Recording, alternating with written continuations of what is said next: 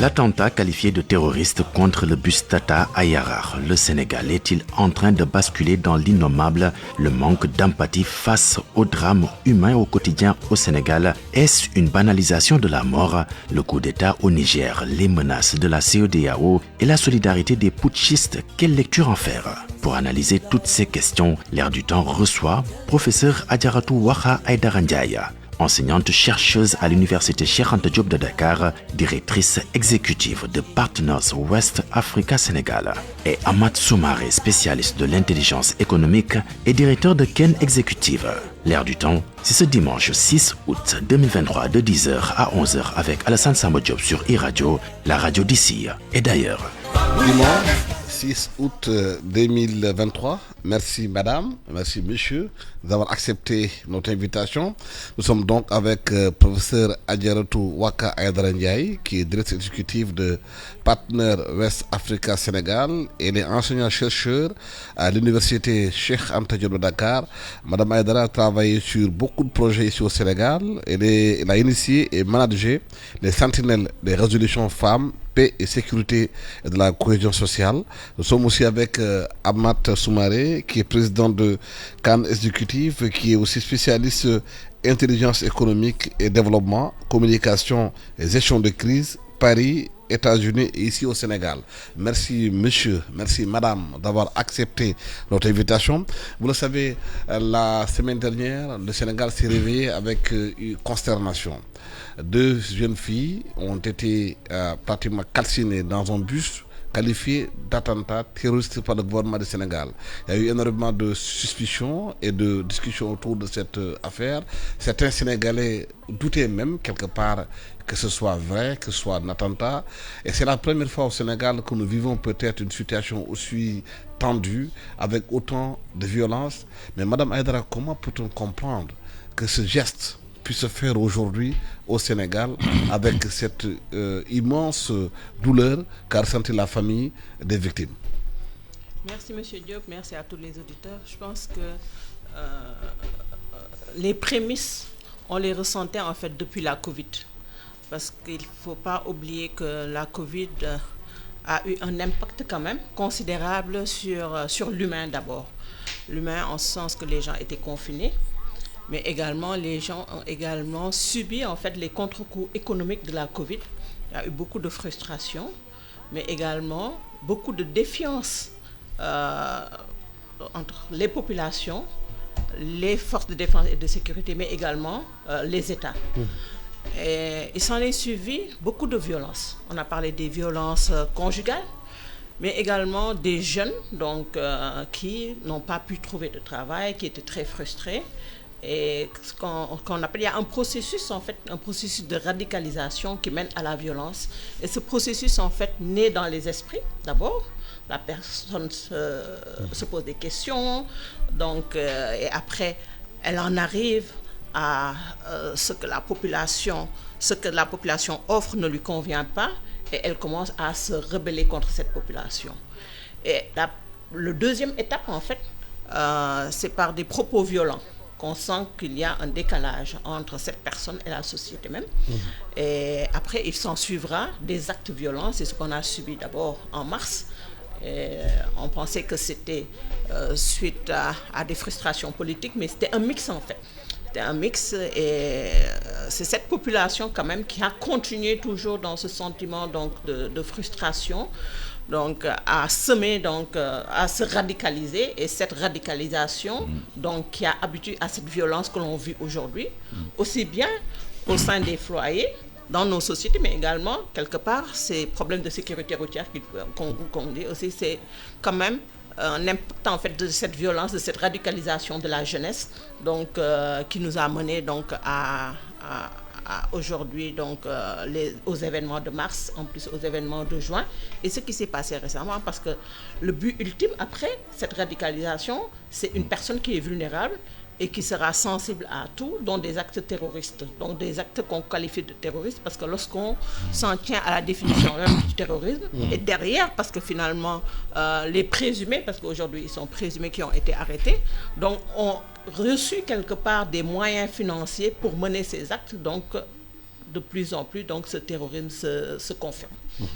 Vous partagez l'analyse par rapport à cette vulnérabilité de la population qui peut les pousser à avoir ces actes de terrorisme parce que justement derrière elle peut être instrumentalisée?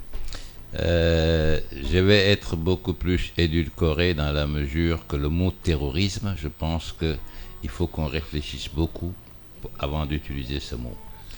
Vu le contexte du Sénégal dont je parle, parce que un terroriste, il faut qu'il soit entraîné, il faut qu'il appartienne à des causes. Je ne pense personnellement pas qu'on balance dans le terrorisme. Ici, c'est des gens qui sont payés à faire ces actes. La police a sorti un communiqué hier en disant que quelqu'un a avoué en disant qu'on lui a donné 150 000 francs CFA pour commettre ces actes. Je suis d'accord avec ce que vous dites, mais personnellement, connaissant ce que c'est que le terrorisme, j'utiliserai pas ce mot, qui plus est au Sénégal. Parce qu'il ne faut pas perdre de vue que le Sénégal, depuis 2021, est en zone grise. La zone grise, c'est quoi? C'est l'argent sale dans le financement du terrorisme. Maintenant, ces personnes qui commencent à parler de terrorisme, ils vont donner une direction au GAFI qui nous a mis sur liste grise et on va balancer vers la liste noire. C'est pourquoi le mot terrorisme, je pense que est inadéquat aujourd'hui dans la situation actuelle du Sénégal. Comment peut-on qualifier donc ce qui s'est passé? Pour moi, c'est un acte sauvage, barbare, je rappellerai. Un acte vraiment qui est une suite logique de ce que Mme Aïdara vient de dire, qui est aujourd'hui, cette génération aujourd'hui est dans la pauvreté extrême. Même pour moins que 150 000 francs, ils peuvent faire n'importe quelle autre chose. Cette génération a été impactée, tout à l'heure on l'a dit, sur le problème de la Covid-19. Ils ont été impactés par la crise économique, la crise financière et les guerres. Aujourd'hui, cette génération, je les plains, c'est une génération qui a subi tout ce que vous n'avez pas subi, ce que je n'ai pas subi. Vous n'avez jamais connu la guerre, vous n'avez jamais connu le confinement, vous n'avez jamais connu le fait de parler avec des masques. Vous voyez ce que je veux dire? Sous ce traumatisme. Aujourd'hui, au Sénégal, on a eu le temps de réfléchir comment on peut sauver l'économie. Ils ont fait le PAP 2. Comment on peut sauver le sanitaire? Ils ont fait tous les trucs sanitaires. Comment, avec la guerre russo-ukrainienne, on peut sauver la société? On fait le PAP 3. On a pensé à l'économie, on a pensé à la santé, mais on n'a pas pensé à l'homme. L'homme n'est pas un bout de bois, il n'est pas figé, il se transforme. Il a des traumas. Et c'est ça qu'aujourd'hui qu'on a oublié dans notre société. Dans les sociétés antérieures, quand il y aurait ces problèmes-là, ils font ce qu'ils appellent des séances de neup, ce que les Grecs appellent le catharsis. Et ce catharsis permet de comprendre et de descendre donc tout ce qui est comme trauma chez les personnes pour qu'ils redeviennent normales. Parce qu'aujourd'hui, on évolue, mais la société sénégalaise n'est plus normale. On a eu une société esthétique. C'est pourquoi on parlait des teranga et autre chose. Mais là, on a balancé vers une société répressive. Pourquoi on a quitté l'esthétique vers le répressif? On ne l'a pas. On a des sociologues, on a plein de personnes, des docteurs qui peuvent analyser, des psychanalystes. Mais rien n'est fait dans ce sens. On a pensé que l'économie, on a oublié dans nos sociétés, on a oublié l'homme. C'est parce que c'est l'homme qui fait tout. C'est l'homme qui est traumatisé, c'est l'homme qui agit, c'est l'homme qui est agressif, c'est l'homme qui était calme, qui était accueillant, teranga, qui devient quelqu'un d'agressif. C'est pourquoi j'ai dit que le mot terrorisme est mal placé, parce que lorsque vous dites terrorisme, il ne faut pas perdre de vue que nous sommes en pleine haute saison du tourisme.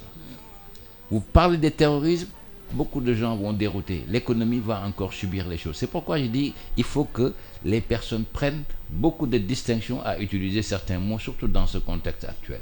Madame Aïdara, qu'est-ce qu'il faut faire, Madame Ndiaye, pour éviter de tomber dans l'innommable aujourd'hui dans ce pays-là? Je pense qu'on a, comme il l'a dit tantôt, en fait, je pense qu'il est plus dans le politique, mais je pense qu'il faut prendre en compte les questions de sécurité humaine. Lorsqu'on parle de sécurité humaine, je vais utiliser les 5 verbes de Barthélémy Boganda. Donc, il faut prendre en compte l'éducation d'abord. Oui. Je pense que l'éducation est très importante, comme vous l'avez dit tantôt. Il faut mettre l'humain au centre de tous. Et donc, après l'éducation, la santé, mais également la nourriture, pouvoir se loger, mais également pouvoir se sentir en sécurité. Parce que on pense que la sécurité, c'est seulement la protection des frontières, mais aujourd'hui, le fait de se sentir en insécurité totale, vous l'avez dit tantôt, on a des jeunes qui sont frustrés, qui sont vulnérables, ils se sentent en insécurité dans leur propre pays, c'est ce qui explique quelque part cette vague de migration qu'on a, et même, quel que soit en fait les risques qu'ils encourent, ils prennent ces risques parce qu'ils pensent qu'ils sont presque déjà morts chez eux.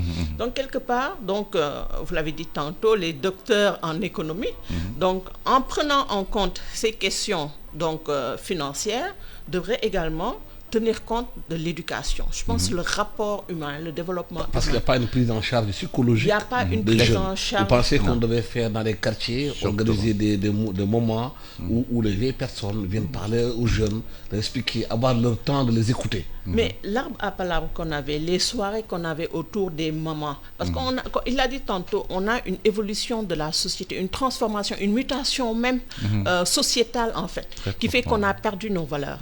Donc la vie en famille qu'on avait avec les mamans qui racontaient le soir des histoires, ils servaient tantôt en fait d'éducateurs. Et donc ce sont ces repères que nous avons perdus, donc qui ont quelque part mené. Cette vie est remplacée par les portables aujourd'hui, le digital.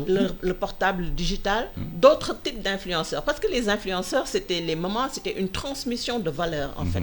Les vieilles mamans, les mamans, donc la vie en famille nous permettait en fait de transmettre nos valeurs à nos enfants. Mais maintenant, ces enfants reçoivent d'autres valeurs via les réseaux sociaux, les influenceurs. Les influenceurs, c'était nos mamans. Donc au Sénégal, on a un outil, j'en parle souvent, on a les Badianougor.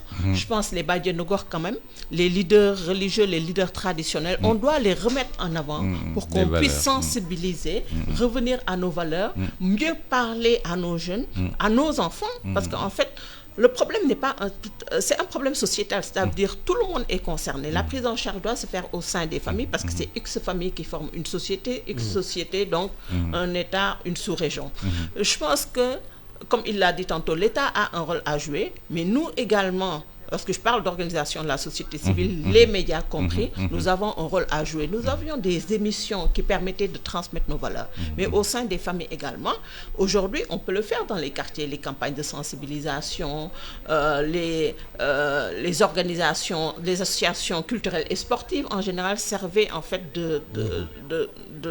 si je peux le dire, pas de moyens, mais d'outils, en fait, de transmission de nos valeurs. Les campagnes citoyennes. On a oublié qu'on avait... Le 7-7-al ou autre. Le 7-7-al. Mais on a un autre outil, le service civique national, pour appeler à la citoyenneté. N'est-ce pas? Le service civique national est un outil qui pourrait être utilisé par l'État. Ça, c'est du ressort de l'État. Mais du point de vue communautaire, comme je l'ai dit tantôt, nous avons les autres outils. Mais parce que tout dernièrement, au dialogue national, la question du service militaire obligatoire a été remise sur le plateau. Oui, mais ça, c'est pour le tout militaire. Mais... vous savez, l'État n'a pas les moyens aujourd'hui en fait de recruter et former tous ces jeunes, même si le service civique était le service militaire, excusez-moi, parce que le terme était obligatoire. Mais parallèlement à ce service militaire, nous avons le service civique national que l'État pourrait actionner une bonne fois. Comme le font certaines organisations, je partais de Corps Africa, donc le volontariat, donc éduquer en même temps les enfants, mais en même temps les former sur d'autres valeurs qui pourraient... Parce qu'il faut les occuper, en fait, comme on dit, la nature a horreur du vide. Lorsque ces enfants ne sont pas occupés, ils seront occupés par d'autres, donc via les réseaux sociaux, comme on a dit tantôt. On a senti cette semaine, avec la restriction donc, des données mobiles, que la population sénégalaise était calme. C'est comme s'il y avait quelque chose qui se passait. Donc les jeunes sont presque en désarroi parce qu'ils n'ont plus leurs outils et quelque part, il fallait profiter de ces moments pour mettre en place d'autres choses, pour leur montrer qu'il y a autre chose. Parce qu'aujourd'hui, ils ne voient que les médias sociaux, les réseaux sociaux et ces influenceurs qui n'ont pas forcément les valeurs que nous voulons inculquer à nos enfants et à notre société. Est-ce qu'on peut éduquer des jeunes au moins ils ont faim? On dit ventre vide n'a point d'oreille. Est-ce qu'on peut éduquer les gens dans une situation de pauvreté extrême? Si des fois le matin vous réveillez, vous avez ce qu'on appelle, ce que le Dr Conor Wells appelait les invisibles. Les gens qui vivent pratiquement dans la rue. On ne s'occupe pas d'eux, ils n'ont pas de quoi manger, ils sont obligés de faire de l'argent pour s'en sortir. Et nous tous nous le constatons, mais personne ne fait rien. Si Alassane, on est dans une société, on parle beaucoup de jeunes, des jeunes. Les jeunes représentent 70-75% de la population, moins de 25 ans. Mais le problème, je pense que il faut pas tout jeter sur les jeunes. Ici, ce que j'ai remarqué moi, parce que j'ai vécu dans d'autres pays. Non, je parle de ces jeunes qui n'ont pas de travail, qui sont dans la rue, jeunes qui n'ont pas de n'arrivent pas à manger. Et des fois, au feu rouge, vous voyez un jeune qui vient taper sur votre vitre pour vous donner le geste. Faire le geste, donne-moi à manger. Oui, c'est-à-dire que moi, ce que je remarque dans la société, ce sont les adultes qui sont mal polis. Quand vous êtes dans la circulation, vous vous rendez compte que ces adultes ne donnent pas. Ils ne donnent pas vraiment des messages positifs aux jeunes. Parce que c'est sur eux qu'ils copient. Vous voyez des jeunes qui sont dans les motos, qui ne portent pas de casque, qui ne s'arrêtent pas au feu rouge, les taxis pareil. Les gens s'en foutent. Le problème qui se pose, on est dans une société où c'est comme l'anarchie. Et que ces jeunes, comme vous dites, dont ce que je vois moi, dans la rue, qui tapent à votre truc, la plupart ce sont des étrangers. On dépense des milliards et des milliards et des milliards pour le tourisme. Vous allez à la place de l'Indépendance, à 250 mètres du palais, vous voyez donc ces bonnes dames qui sont là, qui ne sont pas des Sénégalais la plupart, et vous avez des policiers avec leurs camions qui sont là comme s'ils n'ont rien vu. Vous voyez, vous passez à 2h du matin place de l'Indépendance, vous voyez des gens dormir sur la place de l'Indépendance. Et à côté, il y a le commissariat central. Il y a des choses qui me dépassent. C'est-à-dire qu'on accepte certaines léthargies, on accepte certaines situations qui sont vraiment désolantes. Ces jeunes qui tapent à la porte, ça veut dire qu'il y a un degré de pauvreté extrême. J'ai dit extrême. Tout à l'heure, on disait 150 000. Mais même si vous leur donnez 50 000, ils sont capables de faire beaucoup de choses. Parce qu'ils en sont à un point où la pauvreté est extrême. On est dans une société où c'est la misère dans l'opulence. Mais quelle est la responsabilité justement des autorités dans cette situation-là de ces gens? Bien sûr, parce que c'est eux qui dirigent, les autorités dirigent. Les autorités, c'est eux qui doivent édicter le chemin, édicter donc la voie à suivre. Lorsque l'économie était en panne, lorsque l'économie était donc à terre, qu'est-ce qu'ils ont fait? Ils ont fait quoi? Ils ont appelé toutes les personnes pensantes de ce pays pour réfléchir comment on peut soulever donc le problème économique. PAP 2A, PAP 3, le problème de santé. Mais attends, mais comme je disais, si on oublie l'humain qui fait tout, c'est un problème. Je pense que ce qu'il faut faire, c'est que vous commencez à organiser, de regarder, de répertorier au Sénégal là, toutes les mamans qui faisaient les ndeup et de leur faire des ndeup de quartier, parce que tout le monde est malade. C'est ce que les Grecs appellent le catharsis. Il va falloir faire le catharsis, parce que sinon, la société va donc complètement, parce qu'on n'a jamais connu qu'est-ce que c'est que le confinement, la Covid, et tout ça là, on ne les a pas connus. C'est des traumas énormes et profonds chez les personnes. Et si rien n'est fait, rien ne va changer. Ce qui s'est passé avec l'attentat qui s'est déroulé, on a vu, c'est des jeunes, vraiment des jeunes qui ont perdu la vie dans ce bus qui a été incendié. On n'a pas senti une empathie des Sénégalais vis-à-vis de cette situation qui s'est déroulée. Dans d'autres pays, il y aurait des marches blanches, la société civile serait sortie, dit jamais ça, marcher, dénoncer ce qui s'est passé. Mais on a senti un calme plat. Est-ce que c'est dû quelque part au fait qu'on a une sorte de léthargie de la société sénégalaise, frappée par la pauvreté, qui fait que les gens, chacun s'occupe de soi-même pour voir comment s'en sortir, comment survivre? C'est ça qui fait qu'on a moins de solidarité? Je pense qu'il y a une perte d'empathie, effectivement, mais qui se réduit peut-être à de plus en plus, comme il l'a dit tantôt, une perte de la dignité humaine.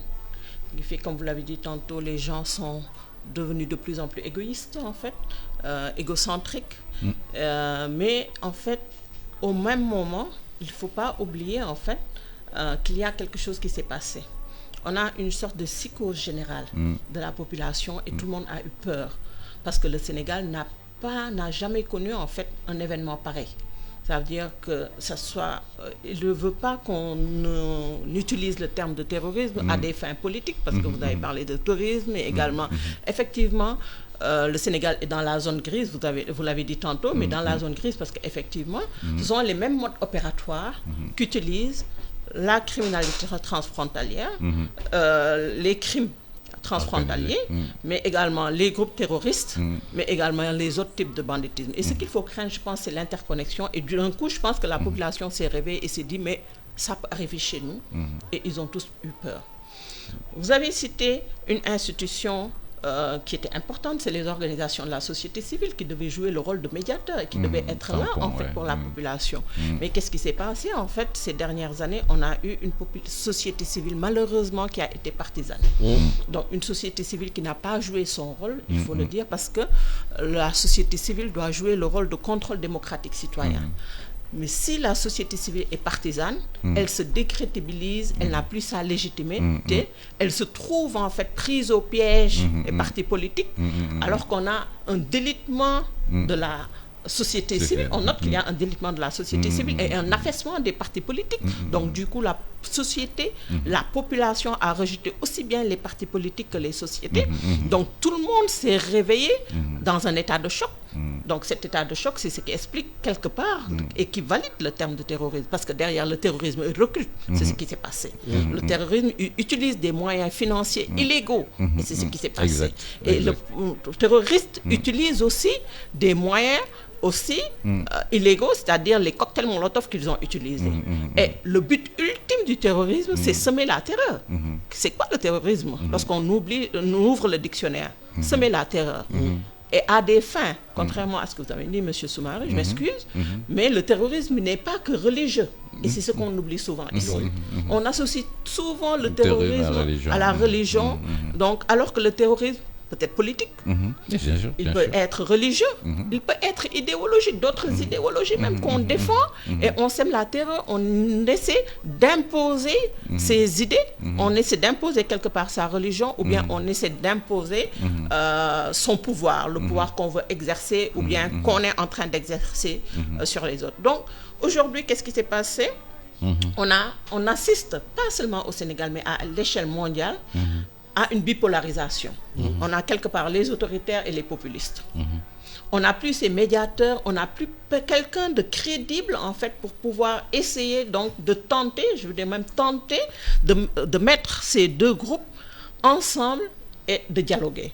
Et donc c'est ce qui fait que les Sénégalais se sont réveillés, il n'y avait personne pour décrier ce qui s'est passé, parce qu'on a peur qu'on soit catalogué quelque part, soit catalogué pro-pouvoir, soit catalogué terroriste. Et donc tout le monde, en fait, je dirais donc par souci préventif, ou bien par peur, n'a pas voulu se prononcer, et c'est ce qui est triste quand même, parce qu'on avait une société quand même très solidaire, et aujourd'hui, donc, on est en train encore une fois de perdre toutes ces valeurs. Est-ce que le terreau fertile, justement, de cette histoire qui permet à des gens à mener ces actes-là, n'est pas dû quelque part à cette impression au Sénégal, ou bien cette réalité, qu'il y a une grande opulence de certains, qui sont capables de levier économique du pays, font ce qu'ils veulent avec, et une population complètement appauvrie qui est là. Au Sénégal, on n'a plus pratiquement de classe moyenne, on a des gens extrêmement riches, d'autres totalement pauvres.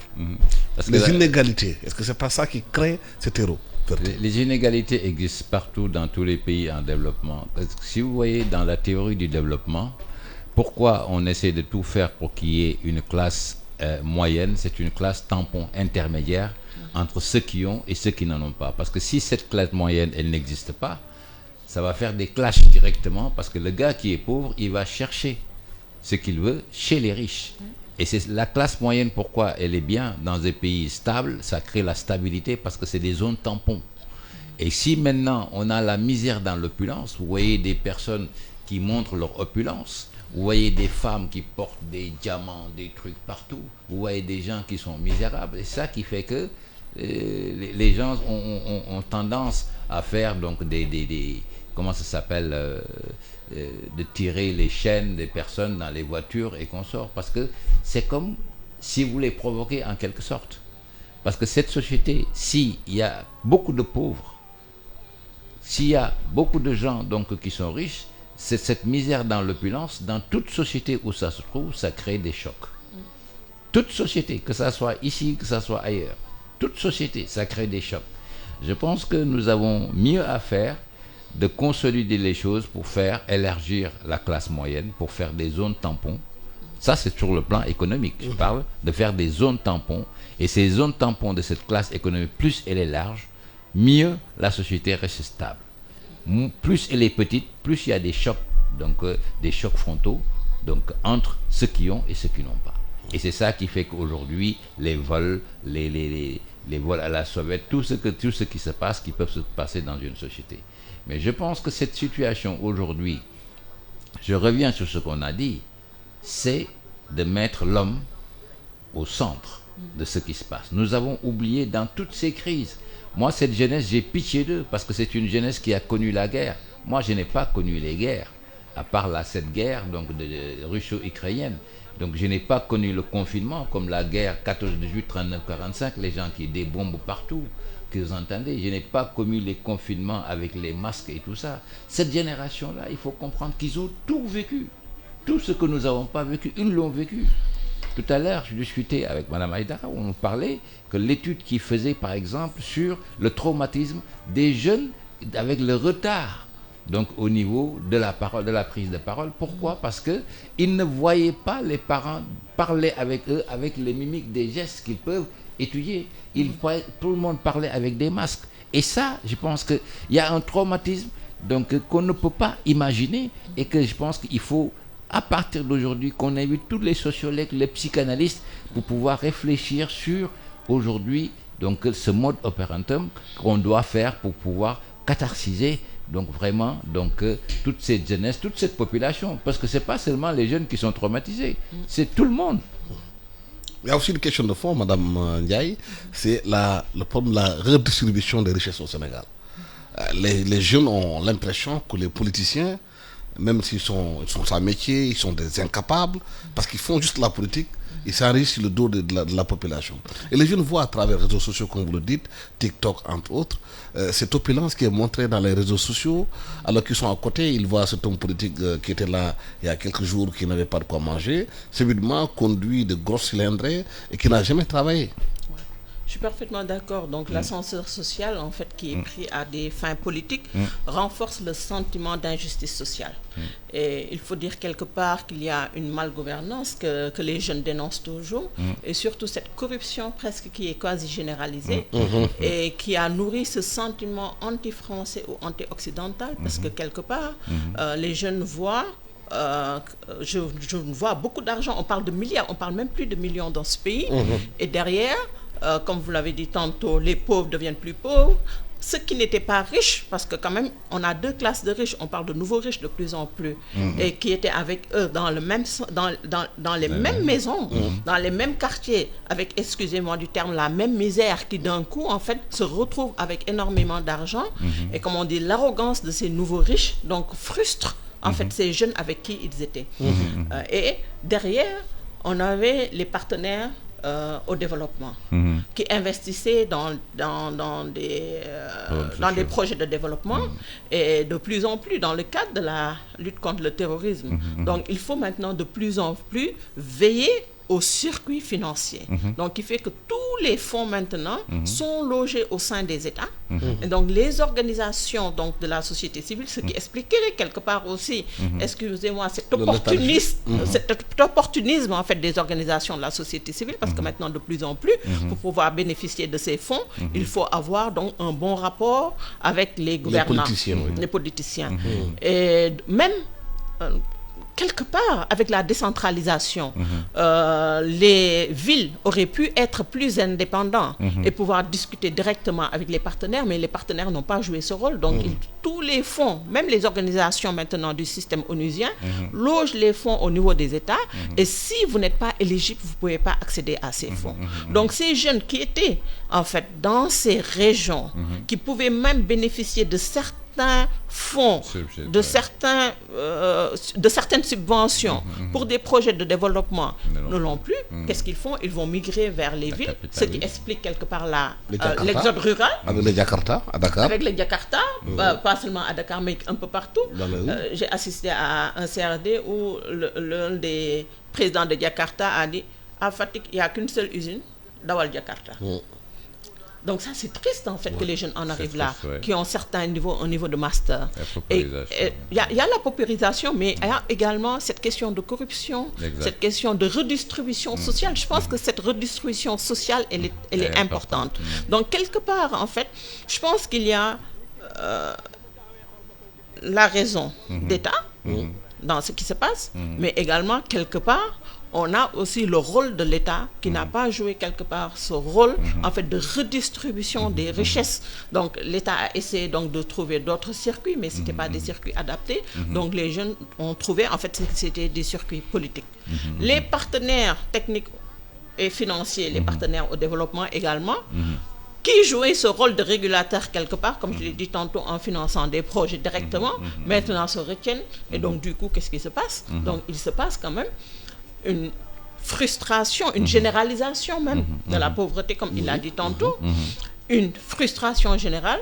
Et derrière, les gens ont pensé que le problème, c'était au niveau du secteur de la sécurité. Partout, on a assisté à des vagues de réformes du secteur de la sécurité, en oubliant le secteur de la justice, alors que le continuum justice-sécurité est important, parce que la perception de la population, comme on dit at the end of the day, c'est quoi? Ça veut dire, est-ce qu'il y a eu justice ou pas? S'il n'y a pas justice, ça veut dire que l'État est corrompu. Derrière, les gens n'ont plus confiance au secteur de sécurité et au secteur de la justice, et derrière, ils n'ont plus confiance à l'État. Et qu'est-ce qui se passe? Il y a une défiance aujourd'hui et une méfiance. Ça commence par une méfiance, et après, ça continue par une défiance. Et après, lorsqu'ils sont au mur, et ben là, ils vont se retourner et protester. Et c'est ce qui se passe, c'est ce qui a exacerbé les sentiments anti-français et anti-occidental. Et derrière, nous avons, comme je l'ai dit tantôt, une bipolarisation avec la Russie, le conflit, vous en avez parlé à maintes reprises, le conflit russe-Ukraine, on a une influence de la Russie qui utilise aussi les moyens de communication adaptés, parce que la Russie utilise les influenceurs, utilise les réseaux sociaux, beaucoup de communication, mais au fond, lorsqu'on regarde, il n'y a aucune économie qui est derrière.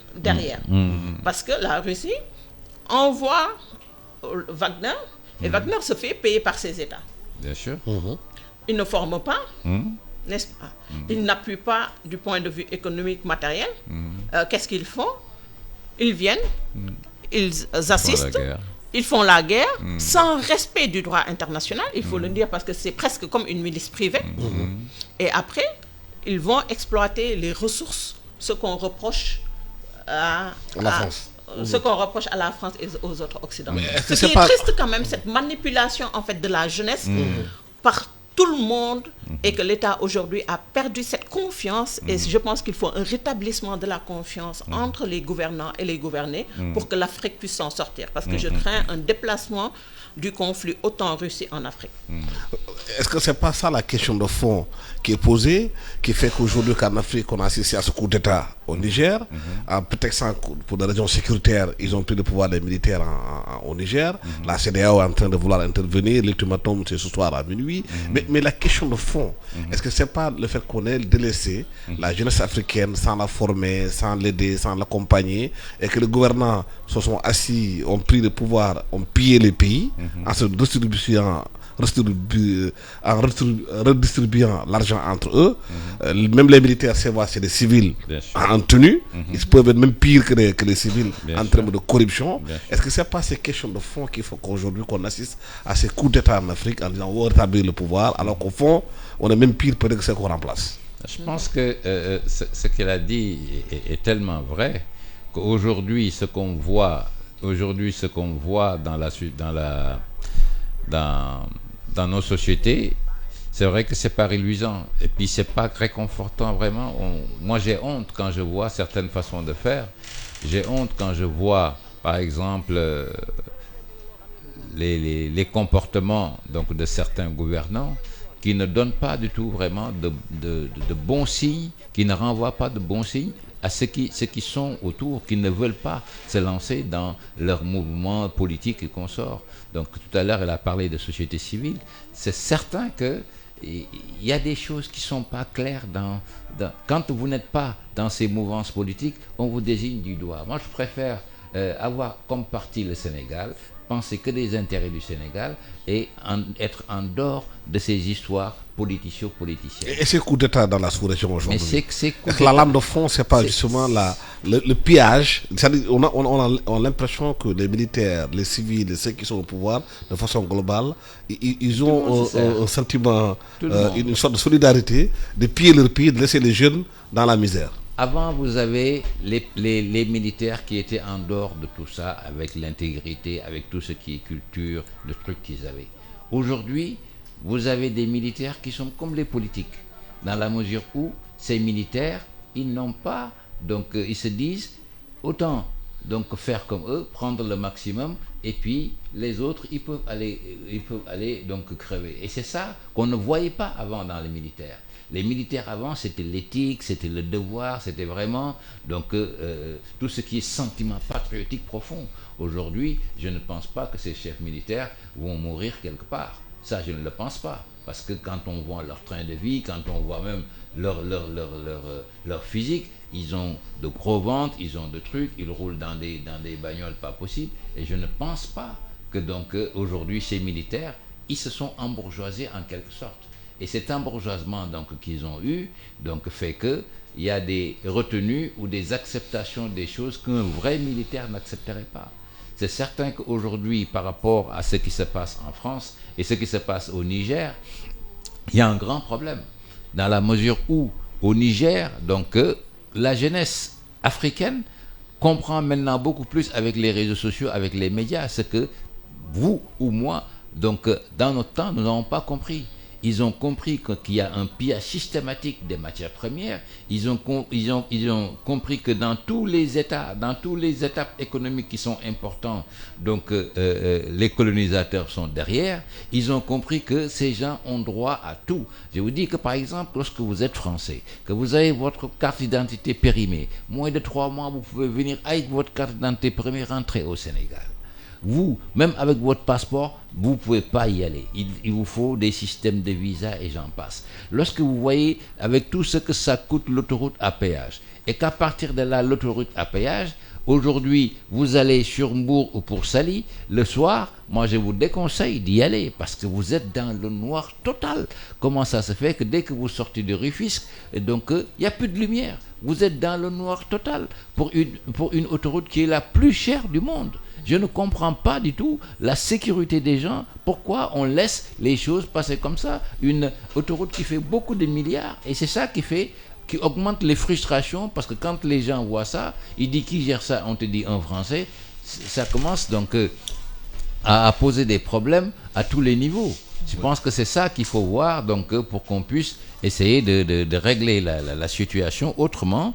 Et puis essayer de voir maintenant comment on peut trouver une solution donc vraiment définitive à ça, parce que sinon les jeunes vont toujours clasher et ça va pas aller décrescendo. Ça va aller crescendo dans la mesure où ces jeunes, ils ont compris et ils comprennent aujourd'hui que leur intérêt n'est pas que leurs ressources minérales ou minéraliers, donc les ressources minières s'en vont. Que quand on parle du Niger, avec tout ce qui concerne donc Areva a fait de la France une des premières puissances nucléaires et ils ne produisent pas 1 gramme d'uranium. Et ça, c'est révoltant. Est-ce que justement la solution, c'est les coups d'État militaires? Je ne pense pas que ce soit les coups d'État militaires parce que en fait, les coups d'État interviennent au plus dans des moments où l'État a déjà investi des milliards. L'État a investi des milliards pour organiser des élections démocratiques, comme ce fut le cas pour le Niger, comme ce fut le cas pour le Mali et d'autres pays. Je préfère donner l'exemple du Mali ou du Niger parce que c'était des présidents démocratiquement élus et qui n'ont pas essayé de forcer un mandat. Et après, les militaires viennent, en fait, forcer, donc prendre le pouvoir. Quelque part, en fait, on ne peut pas le comprendre dans le cas où on ne peut pas parler de politique. Pourquoi? Parce que dans tous les cabinets politiques, aussi bien dans le cabinet des présidents, dans les cabinets des premiers ministres et des ministres et dans les ambassades, nous avons des conseillers militaires, nous avons des conseillers défense. S'ils n'ont pas pu influencer les politiques pour mettre en place une bonne politique sécuritaire et eux-mêmes diriger stratégiquement et opérationnellement des opérations, donc je ne sais pas une fois au pouvoir qu'ils peuvent le faire. Donc les coups d'État ne sont pas du tout la solution, puisque la solution viendrait en tant que conseiller de ces présidents, mais pas en se substituant à ces présidents. Mais est-ce que ce n'est pas la malgouvernance qui fait que les militaires disent prendre le pouvoir pour remplacer ceux qui sont à la tête de gouvernement parce qu'ils sont incapables de régler les problèmes de sécurité, le problème d'emploi, le chômage des jeunes? C'est l'argument que donnent les militaires en venant au pouvoir. Mais est-ce qu'aujourd'hui, réellement, les pouvoirs sont gérés de fait à satisfaire les populations? Parce qu'il y a beaucoup d'intérêts qui sont en jeu. Le cas du Niger, tout le monde sait que la France n'a aucun gramme d'uranium. Mais la France se nourrit de l'uranium nigérien pour avoir des centrales nucléaires. Alors qu'au Niger, il n'y a pas de lumière. Effectivement, je suis parfaitement d'accord avec vous. En fait, que ces sentiments, on l'a dit tantôt, c'est ce sentiment d'injustice sociale, en fait, qui amène les jeunes, les populations à se rebeller. Mais encore une fois, ce n'est pas une raison pour que les militaires se substituent aux politiques, parce que les militaires, en fait, encore une fois, leur mission, c'est des missions de protection des frontières, de protection donc du territoire, des missions de défense-sécurité. Et ce qu'ils n'ont pas su faire, encore une fois, en tant que conseillers, s'ils ne peuvent pas influencer, permettre à ces politiciens, à ces civils qui exercent le pouvoir à prendre les bonnes décisions sur le plan sécuritaire, la lutte contre le terrorisme par exemple, la lutte contre les crimes, les blanchiments, etc. Ce n'est pas une fois au pouvoir parce qu'ils n'ont pas été formés pour exercer le pouvoir. Vous me direz, bon, personne n'a été formé pour exercer le pouvoir, mais quand même, en fait, on n'a jamais vu, entre guillemets, des militaires, sauf pour le cas du Ghana, mais il a après transmis le pouvoir à des civils. Donc tous les militaires qui sont restés au pouvoir n'ont pas pu résoudre les problèmes, les arguments qu'ils ont utilisés pour prendre le pouvoir. Donc je ne suis pas convaincue, mais je suis d'accord en fait qu'ils viennent quelque part pour essayer en fait de répondre à des sollicitations des populations, mais si après ils transmettent le pouvoir à des civils, on pourrait comprendre.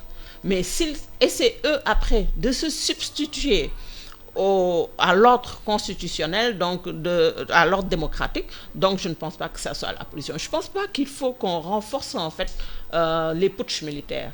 Parce que, quels que soient les arguments, je pense qu'on aura reculé de 20, 30 ans, nos ancêtres, nos grands-parents se sont battus pour le multipartisme, se sont battus pour l'ordre constitutionnel, se sont battus pour la démocratie. Si on revient à des régimes autoritaires, parce que le militaire n'est pas formé en fait pour un exercice démocratique du pouvoir, donc si on revient à l'autoritarisme, on ne peut pas régler un problème par un autre problème. C'est-à-dire la violence n'a jamais résolu quelque chose. La violence appelle la violence, mais la violence ne nous permet pas donc de retomber sur nos pas. Oui, Ahmad Soumaré, aujourd'hui on a vu au Niger les populations sortir massivement soutenir les militaires nigériens qui ont fait le coup d'État. À côté de cette manifestation, on voit des drapeaux russes. Qu'est-ce qui se passe? Est-ce qu'on veut remplacer Jean par Paul? Non, moi je pense que ces jeunes aujourd'hui essayent de trouver des solutions alternatives dans la mesure où ils cherchent, parce qu'ils savent que depuis l'indépendance, donc la France exerce donc tout ce qui est prédominance au niveau économique et au niveau social et politique, et qu'à partir de là, donc ils essaient de chercher, comme à l'instar du Mali, donc toutes les solutions tampons pour qu'ils puissent donc eux s'en sortir et se libérer de ce joug donc occidental. Ce qu'ils cherchent, c'est pas le fait de montrer par exemple la Russie, c'est pas d'aller vers la Russie. Pour eux, c'est une stratégie, parce que si vous ne le faites pas, vous allez avoir encore d'autres coups d'État qui sont financés, comme on l'a vu ailleurs, par d'autres moyens pour établir le système. Et étant donné qu'ils ont eu cette culture de savoir que donc s'ils ne prennent pas le devant, c'est une stratégie, ils prennent les Russes, même si les Russes sont là pour quelque temps, ça leur permettra aujourd'hui de restructurer et de réorganiser donc leur défense, de réorganiser leur stratégie pour pouvoir pousser leur développement sur d'autres sphères. Oui, mais parce que Mme Ndiaye soulignait que les Russes ne sont pas venus avec des projets de développement. Ils sont venus avec Wagner pour prendre des ressources du Niger pour compenser leur intervention sur le plan sécuritaire. Il n'y a pas d'emploi qui est créé, il n'y a pas de formation qui est créée, c'est juste pillé comme la France pillée. Exactement. Si la France, depuis 1960, avait amené des projets de développement, aujourd'hui, nous n'en serons pas là. Donc aujourd'hui, comme je vous ai dit, donc vous avez, depuis 1960, donc qu'on est indépendant, il n'y a jamais eu de transfert de technologie. On ne peut pas dire que les Sénégalais ou les Africains ne comprennent pas. Parce qu'ils veulent toujours nous garder dans cette position où ils sont toujours gagnants. Et c'est ça qui fait qu'aujourd'hui, moi aujourd'hui personnellement, russe ou américain ou autre, donc le problème n'est pas là. Le problème c'est qu'on puisse aujourd'hui en 2023 prendre les rênes de notre développement parce que nous avons des problèmes qui ne sont pas ces problèmes de 1960. Nous avons des problèmes aujourd'hui qui sont les problèmes qui se posent en 2023 avec une jeunesse donc, qui est là, qui tape aux portes avec acuité et que si nous ne faisons rien, la situation va s'empirer. Eux, ils sont tranquilles parce que nos ressources, ils les drainent, ils fabriquent les fonds leur pays. Quand vous êtes dans leur pays, donc vous n'êtes pas le bienvenu, je peux vous le dire. Vous n'êtes pas le bienvenu. Vous avez des limites dans tout. Même si vous avez la nationalité ou quand vous avez des limites. Et donc le problème qui se pose, c'est nous qui devons prendre les rênes pour qu'aujourd'hui nous puissions apporter des solutions. Madame Ndiaye, est-ce que la question de fond, c'est pas l'incapacité du leadership africain à développer son pays? De passer son temps à compter sur la France, sur la Russie, sur les autres pour s'en sortir. Toutes les grandes nations qui sont sorties ont compté sur eux-mêmes. La Chine, les autres se sont battus eux-mêmes en interne pour développer leur pays. Aujourd'hui, si on en arrive aujourd'hui en 2023 à parler de Russie, de France, entre autres, pour développer l'Afrique, est-ce que ce n'est pas l'échec des dirigeants africains? L'échec des dirigeants africains, mais également de l'intelligentsia, parce que quelque part, nous avons aussi le devoir, donc à travers les think tanks, donc d'influencer et de faire comprendre nos jeunes qu'il ne s'agit pas, comme on l'a dit tantôt, en fait, de se détacher de quelqu'un pour aller s'attacher vers un autre, espérant en fait naïvement qu'il va nous aider. Mais ce sont les dirigeants qui doivent donner le bon exemple. Ce sont les dirigeants qui doivent donner le bon exemple. C'est l'élite. C'est pour ça que je ne dis pas seulement les dirigeants, c'est l'élite africaine et la diaspora avec. Parce que n'oubliez pas qu'on a l'influence de la diaspora qui est de l'autre côté, en fait, qui utilise les médias sociaux également et les réseaux sociaux pour instrumentaliser effectivement ces jeunes. Et que cette diaspora, comme il l'a dit tantôt, parce qu'il dit que cette diaspora qui vit là-bas, certains ont la nationalité, d'autres n'ont pas la nationalité, mais ils vivent depuis des années là-bas, qui connaît mieux en fait ces populations, qui sont décomplexées, il faut le dire quelque part. Donc, il pourrait donc peut-être aider donc l'élite, parce que dans cette diaspora aussi, on a les deux types de populations. On a l'élite également et on a également le peuple, donc il faut également sensibiliser et faire comprendre. L'idée de M. Soumaré est très pertinente. En fait, il a raison. En fait, ce sont les Africains qui doivent prendre leur destin en main et ne pas compter sur les autres. Vous avez cité l'exemple des BRICS. Le Brésil, l'Inde, la Chine, surtout l'Inde, des pays qui étaient aussi pauvres, sinon même plus pauvres que nous, qui aujourd'hui arrivent donc à être au niveau, à se placer maintenant sur l'échiquier international comme des pays pas seulement développés, mais comme des puissances sur lesquelles on doit compter. Un leadership transformationnel en Inde. On a un leadership transformationnel, mais également on a su inculquer à la jeunesse, donc à cette jeunesse qui aujourd'hui a grandi, le travail. Parce que le travail aussi est important. Ça veut dire que le travail, rien ne paie, seul le travail paie. Donc le travail, le civisme, en fait, et également la morale. Je pense que c'est important, la citoyenneté, le sentiment d'appartenance en fait. Si on n'a pas ce sentiment d'appartenance et qu'on pense tous donc à piller nos pays juste pour des raisons individuelles et que la raison individuelle prime sur la raison collective, donc jamais nous ne pourrons développer notre pays. Nous ne rendrons jamais notre jeunesse fière en fait de notre pays. Si tous ces jeunes partent, ils mettent aujourd'hui le chemin du Nicaragua, les gens mettent des millions. J'ai vu 2 jeunes payer 14 millions pour se retrouver mendiants à New York. Ils ont payé 14 millions. Si ces jeunes avaient la conscience qu'ils pouvaient investir ces 14 millions ici dans leur pays.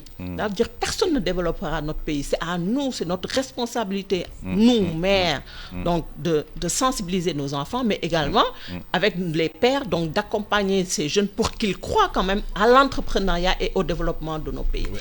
Amath Soumaré, pour terminer, quelqu'un disait que les coups d'État en Afrique, c'était la France qui encourageait les petits caporaux, les petits capitaines à prendre le pouvoir parce que les pouvoirs politiques ne les arrangeaient pas.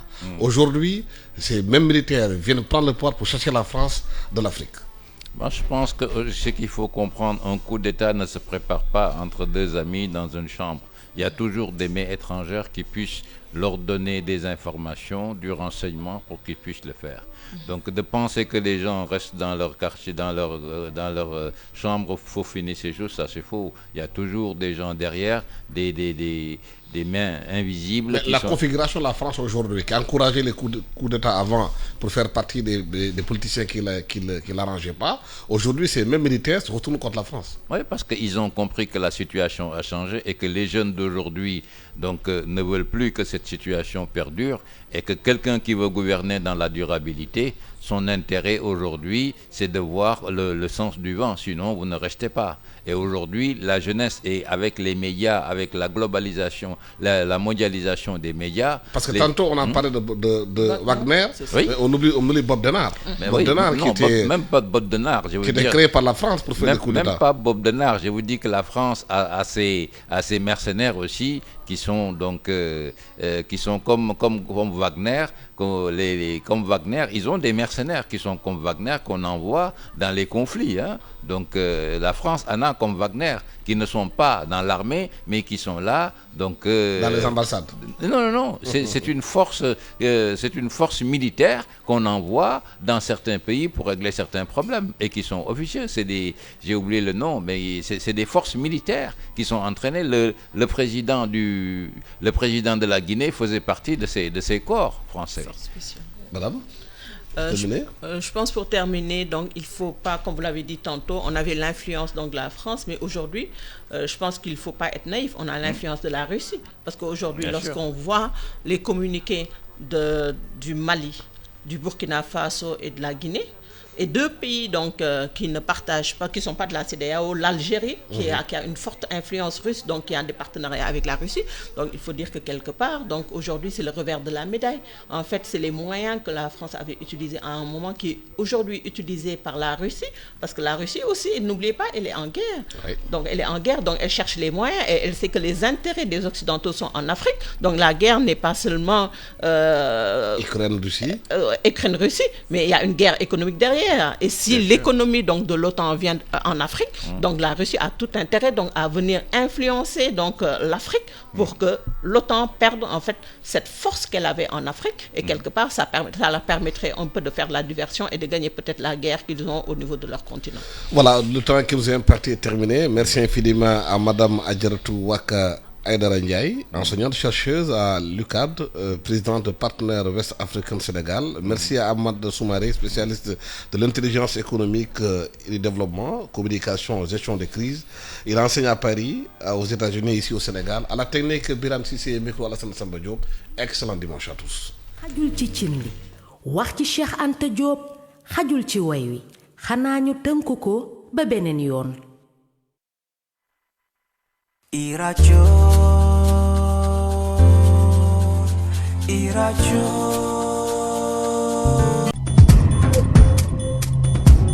jaaraama Cheikh Anta Diop liggéeyal na fu leen tollu di toppandi rajo benn simili moo jot a toftaloo ci fukki waxtu ko benn bi la jukki xibaar dañ koy daal di door rek ñaar